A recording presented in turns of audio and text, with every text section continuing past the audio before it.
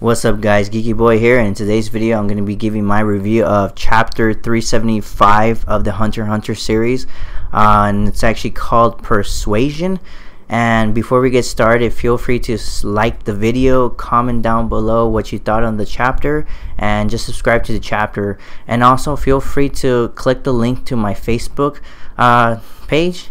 Alright guys, let's get started. So overall, this chapter was really I really liked this chapter. It was very enjoyable. It wasn't text heavy or anything like that. Certain parts were, but other than that, like, it was a pretty good chapter in a sense. So pretty much this chapter starts off with the Sixth Prince Tyson kind of going over like love is everything and whatnot, and this is where Kurapika's master and one of the other bodyguards kind of just starts to talk about like one of, like, I guess Prince Tyson's like favorite artists and stuff like that, and Kurapika's master like is like, who is that?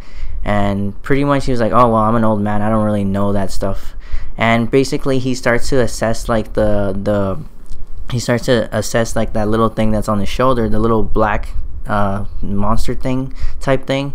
And pretty much he's like assessing like the nen beast of the Sixth Prince, and it's actually just like an eyeball. And then pretty much from there, like, there was actually like a Dragon Ball reference in this chapter, Genki Dama. So pretty much like this aura, basically the nen beast actually gets aura from the people and actually gives it back to the bodyguards in form of happiness.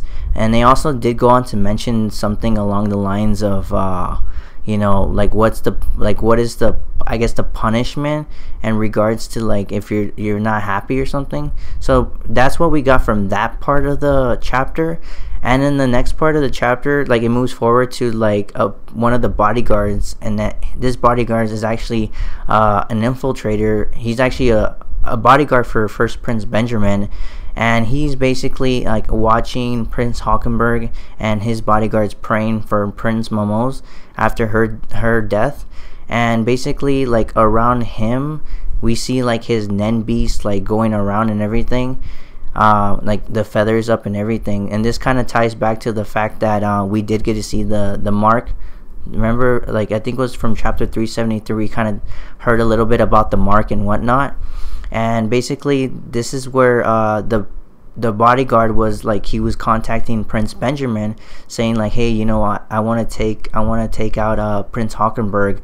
And pretty much from there he basically was trying to assess the situation, because the nen beast actually was looking at him and observing him. But the thing was, like, I guess Prince Benjamin wanted him to like kill he wanted to kill Prince Hockenberg, and then like I guess one of the bodyguards that was right next to Prince Benjamin told him like, oh no, it's just like the secession war just started. Why should we let this happen? We should let these princes dig their own grave, similar to second Prince Camilla did. So pretty much from there, like the bodyguard really didn't act. But this is where Prince Hockenberg he took off from his room to go talk to he went to go talk to his father, because of the fact that he wanted to drop out of this secession war. He didn't want to like continue with this and whatnot.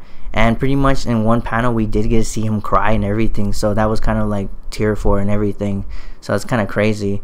And also he was actually going to be accompanied by the bodyguard that one of Prince Benjamin's bodyguard. So maybe this guy Prince Hockenberg could be the next one to go. I don't know. So before we move forward to the next part, we actually also got a part where they were talking about the three different princes, like nen beasts. So for Prince Camilla, this is where like they talked about how she can actually control certain people when the conditions are right. And when it comes to Prince, I think Tupepa, which is the fifth prince, he can actually have like he can make certain chemicals and I think drugs in regards to his nen beast. And the seventh prince, Luzeron, he can actually make like sedates of like chemicals. His nen beast kind of deals with like insects and whatnot. So we kind of got like some information there. And they were talking about like, oh, this one's a conjurer, this is an emitter type one. So we got that was like on the towards like the end of the first half. No, it was like in the beginning of it. Yes. So now moving forward to the last part of the chapter, which was actually when Hanzo finally woke up back in his body, because after his technique kind of just finished up. So from there we actually get some dialogue between Hanzo and Bisky, and Hanzo basically told her that, hey, you know, I got the job done. I was able to kill this guy. So pretty much when Hanzo and Bisky come up to Vergi, Captain Vergi actually, Vergi doesn't believe that Nen exists. So he's basically saying it's a magic trick. And this is where Bisky comes up to her, she goes back to her original form, her buff form. And basically Vergi is just shocked at the fact that this is even possible. And pretty much like Vergi is just like looking at her, and he's like so like, I was like, wow, look at her, what's it called, quadriceps, look at her trapezoid. So he's in awe with her. And basically this is where Bisky basically says like, hey, let me go outside. He was like, no, you know, I don't want you to go outside, I'll just send someone else outside. And pretty much from there Bisky kind of asks Vergi, he's like, okay, instead of I'll train your men, but I won't be able to teach them Nen super fast as much as and how Kurapika was able to teach them, but I will be able to teach you physical ability, increase your physical ability over the course of a month. So pretty much this is where Vergi kind of like sort of agrees in a way, and pretty much like one of the bodyguards decides to go and go to Kurapika, and Bisky actually assesses that this door basically tells Vergi that there is actually 3 ways. There's like one way that you can return, there's another way that there's just an exit, and there's no way, and there's like a 2-way returning. So the third option was when that one guy went out, he went out of the room and then tried to come back in, but he disappeared. So this room was actually in a different area. And pretty much Bisky actually assessed the fact that this was the fact that Prince 13 Mayurama's Nen Beast was causing this seal of the room being sealed off. So pretty much from there, that's all we got from that chapter. So Captain Vergi is actually going to be the one that's going to be learning Nen, not his workers. But other than that, this chapter was really good. I really enjoyed it. I thought there was like some suspenseful moments here and there, like for example when Prince Hockenberg and everything. So I mean, Prince Benjamin, he really wants that throne, so he's gonna do everything he's gonna do in his power. I mean, he already has second Prince Camilla, so I mean, anything's possible. I feel like he's like pretty dangerous. I mean, he is dangerous, but like one thing that's on my mind is like, where is fourth prince?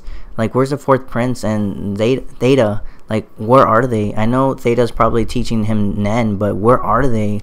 Like, I feel like he's the one that really, because he has Kurapika's eyes, and I feel like Kurapika wants him to suffer. But other than that, this chapter was great. I really enjoyed it. I hope that you guys subscribe to the channel for more reviews like this. Comment down below what you thought, and also just feel free to subscribe to the channel and just spread the channel as a whole. Alright guys, I hope you guys have an awesome day or night whenever you guys are watching this, and take care of yourselves. Peace.